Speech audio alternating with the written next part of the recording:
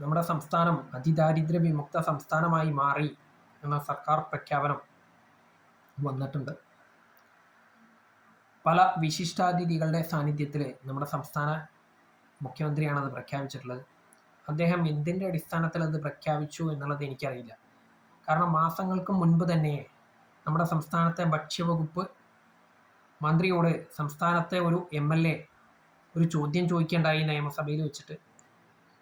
എത്ര മഞ്ഞ ration card ഉടമകൾ നമ്മുടെ സംസ്ഥാനത്തുണ്ട്, അതായത് എത്ര അന്ത്യോദയ അന്നയോജന വിഭാഗത്തിൽപ്പെടുന്ന റേഷൻ കാർഡുകൾ നമ്മുടെ സംസ്ഥാനത്ത് ഉണ്ട് എന്നാണ് ആ MLA ചോദിച്ചത്. അതിന് മറുപടിയായിട്ട് ഭക്ഷ്യവകുപ്പ് മന്ത്രി തന്നെ പറഞ്ഞിരുന്നു, ഏകദേശം 5 ലക്ഷത്തിനും 5.5 ലക്ഷത്തിനും ഇടയിൽ കാർഡുകൾ നമ്മുടെ സംസ്ഥാനത്തുണ്ട്. മഞ്ഞ റേഷൻ കാർഡ് എണ്ണം ആണ് അദ്ദേഹം പറഞ്ഞത്.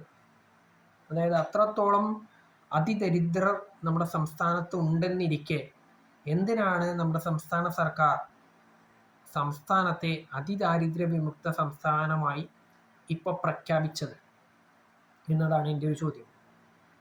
ഇതിൻ്റെ ദൂരവ്യാപക പ്രത്യാഘാതം എന്തെന്ന് ചോദിച്ചാൽ, നമുക്കൊക്കെ റേഷൻ വിഹിതം അനുവദിച്ചു തരുന്നത് കേന്ദ്ര സർക്കാരാണ് എന്നുള്ളത് നമുക്ക് എല്ലാവർക്കും അറിയാവുന്ന കാര്യമാണ്.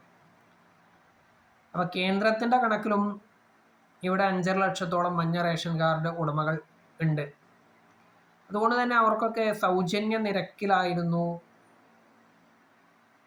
ഭക്ഷ്യധാന്യം അനുവദിച്ചു കൊടുത്തിരുന്നത്. സംസ്ഥാന സർക്കാരിൻ്റെ അതിദാരിദ്ര്യ വിമുക്ത പ്രഖ്യാപനം നിമിത്തം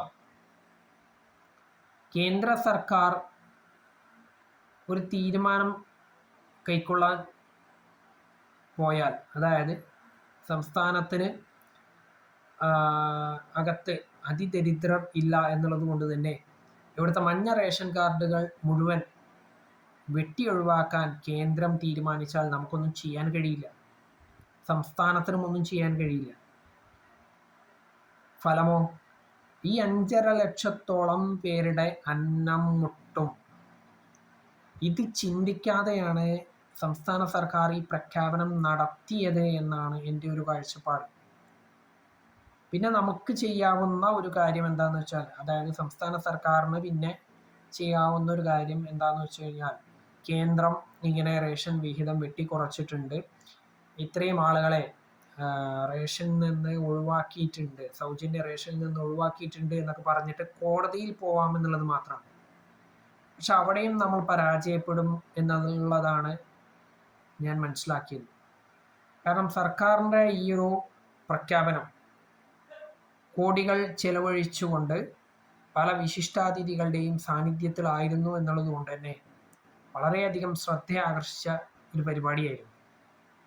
അപ്പോൾ ഇതിനെ ഒരു തെളിവായി കണ്ടുകൊണ്ടാണ് ഞങ്ങൾ കേരളത്തിനുള്ള റേഷൻ വിഹിതം വെട്ടിച്ചുരുക്കിയതെന്നും കേരളത്തിൽ അതിദരിദ്രർ ഇല്ല എന്ന് കേന്ദ്രം വാദിച്ചാൽ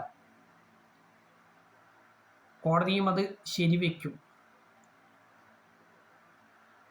അതുകൊണ്ടുണ്ടാവുന്നത് കേരളത്തിൽ ഏകദേശം 5.5 ലക്ഷത്തോളം കാർഡ് ഉടമകൾക്ക് സൗജന്യ റേഷൻ ഇല്ലാണ്ടാവും എന്നുള്ളതാണ്. അപ്പോൾ ഇതിനെക്കുറിച്ചൊന്നും ബോധവാന്മാരല്ലാത്ത ആളുകളാണ് സർക്കാരിന് റിപ്പോർട്ട് കൊടുത്തിട്ടുള്ളത് എന്നാണ് ഞാൻ മനസ്സിലാക്കുന്നത്. അതായത് കേരളം അതിദരിദ്ര വിമുക്തമാണ് എന്ന് പ്രഖ്യാപിക്കാൻ നമുക്ക് ആവതുണ്ട് എന്നുള്ളതൊക്കെ സർക്കാരിനെ തെറ്റിദ്ധരിപ്പിച്ചു എന്ന് വേണമെങ്കിൽ പറയാം.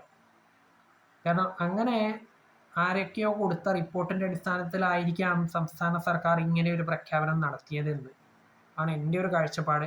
ഇനി അതല്ല സർക്കാരാണ് സ്വമേധയാൽ ഇത്തരം ഒരു പ്രഖ്യാപനം നടത്തിയതെങ്കിൽ, ഇങ്ങനെ കേന്ദ്രം എങ്ങാനും റേഷൻ വെട്ടിക്കുറച്ചു കഴിഞ്ഞു കഴിഞ്ഞാൽ ഇവർക്കൊക്കെ ഭക്ഷ്യധാന്യം എത്തിച്ചു കൊടുക്കേണ്ട ഉത്തരവാദിത്തം സംസ്ഥാന സർക്കാരിനുണ്ട്. അതും സൗജന്യ നിരക്കിൽ എത്തിച്ചു കൊടുക്കേണ്ട ഉത്തരവാദിത്തം സംസ്ഥാന സർക്കാരിനുണ്ട്. പിന്നെ ഉത്തരവാദിത്തം എന്നല്ല, ബാധ്യത എന്ന് വേണം പറയാൻ. കാരണം സംസ്ഥാന സർക്കാർ നടത്തിയ ഒരു പ്രഖ്യാപനത്തിൻ്റെ പേരിലാണ് കേന്ദ്രം ഇത് കുറയ്ക്കുകയാണെങ്കിൽ തന്നെ ചെയ്യുക. അങ്ങനെയാണ് അവരെ കോടതിയെ അറിയിക്കുക എന്താണ്, സംസ്ഥാനം ഇങ്ങനെയാണ് പ്രഖ്യാപിച്ചിട്ടുള്ളത്, അതിൻ്റെ തെളിവുകൾ ഇന്ന ഇതൊക്കെയാണെന്ന് പറഞ്ഞിട്ട് ആ ഡിജിറ്റൽ തെളിവുകളും കൂടി ഹാജരാക്കിയാൽ നമ്മൾ പെട്ടുപോകും. സത്യം പറഞ്ഞു കഴിഞ്ഞാൽ നമ്മളല്ല, ഈ റേഷൻ വിഭാഗത്തിൽ പെടുന്ന പാവപ്പെട്ട ആളുകളാണ് പെടാൻ പോകുന്നത്, എല്ലാവരും അല്ല. ഏകദേശം 5 ലക്ഷത്തോളം ആളുകളാണ് പെടാൻ പോകുന്നത്. അപ്പൊ സത്യത്തിൽ അവരെ സർക്കാർ വഞ്ചിക്കുകയല്ലേ ചെയ്തിട്ടുള്ളത്. സംസ്ഥാന സർക്കാർ അല്ല നമുക്കൊക്കെ ഭക്ഷ്യധാന്യം നൽകുന്നത് എന്ന ബോധ്യം നമുക്കുണ്ടായിട്ടും നമ്മൾ എന്തുകൊണ്ട് സംസ്ഥാന സർക്കാരിൻ്റെ ഈ ഒരു പ്രഖ്യാപനത്തെ എതിർത്തില്ല എന്നുള്ളതാണ് എൻ്റെ ഒരു ചോദ്യം. ആ പരിപാടിയിൽ പങ്കെടുത്ത ഒരാൾ പോലും ഇതിനെ എതിർത്തില്ല എന്നുള്ളത് വളരെയധികം വേദനാജനകമായിട്ടുള്ളൊരു കാര്യം തന്നെയാണ്. അതേ അവസരത്തിൽ മറ്റൊരു കാര്യം എനിക്ക് പറയാനുള്ളത് എന്താ വെച്ചാൽ, നമ്മുടെ രാജ്യത്തെ മറ്റ് സംസ്ഥാനങ്ങളെ അപേക്ഷിച്ച് അതിദരിദ്രർ ഇവിടെ കുറവാണ് എന്നുള്ളതാണ്. അത് ഞാൻ അംഗീകരിക്കുന്നു.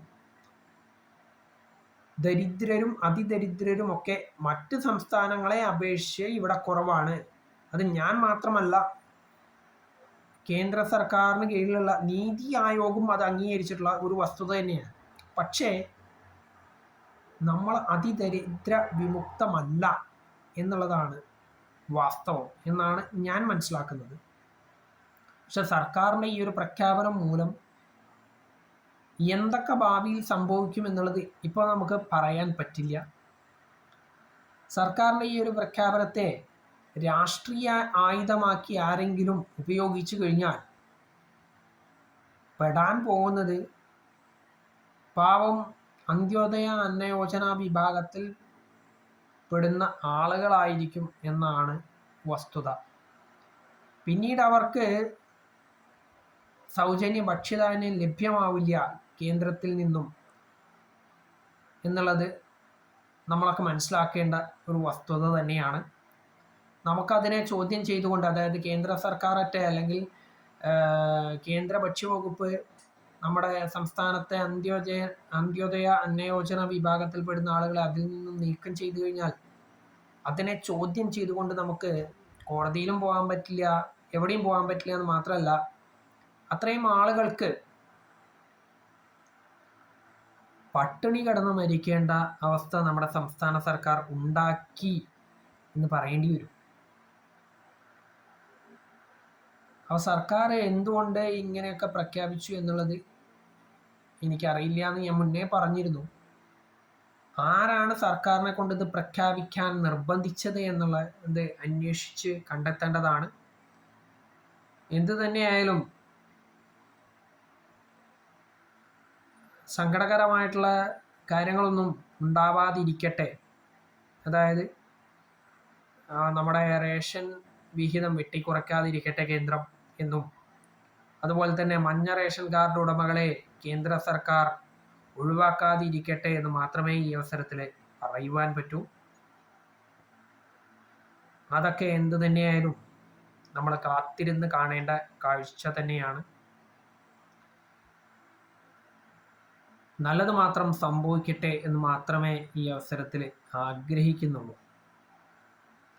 എന്ത് തന്നെയായാലും ഭാവിയിലെങ്കിലും സർക്കാർ എന്തെങ്കിലും പ്രഖ്യാപനങ്ങളൊക്കെ, ഇത്തരത്തിലൊക്കെ എന്തെങ്കിലും പ്രഖ്യാപനങ്ങളൊക്കെ നടത്തുന്നുണ്ടെങ്കിൽ അതിനെക്കുറിച്ച് കൃത്യമായ രീതിയിൽ വ്യക്തമായി പഠിച്ച ശേഷം മാത്രമേ അങ്ങനെയൊക്കെ പ്രഖ്യാപിക്കാൻ പാടൂ എന്നാണ് എൻ്റെ ഒരു ചെറിയ അഭിപ്രായം.